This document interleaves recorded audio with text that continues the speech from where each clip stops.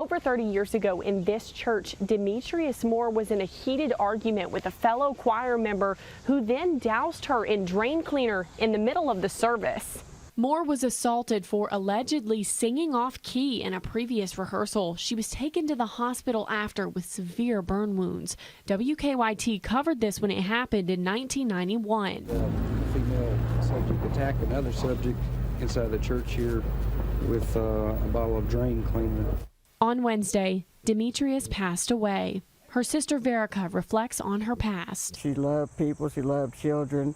She loved those that needed help. She loved, people that were about like her that had trauma situations that she could help. On the day Demetrius was assaulted, Verica wasn't in church, but she still remembers it all. The lady brought the liquid fire Drano, and she actually burned my sister, 95% of her body, and about 4 other people, including my aunt.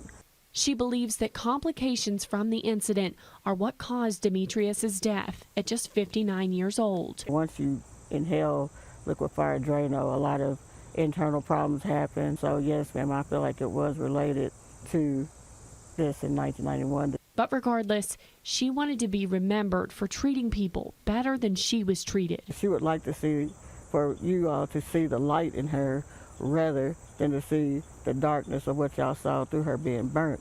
The story was such a big deal when it happened, it made national news. She was even invited to be on Good Morning America. In Lexington, Lucy Bryson, WKYT.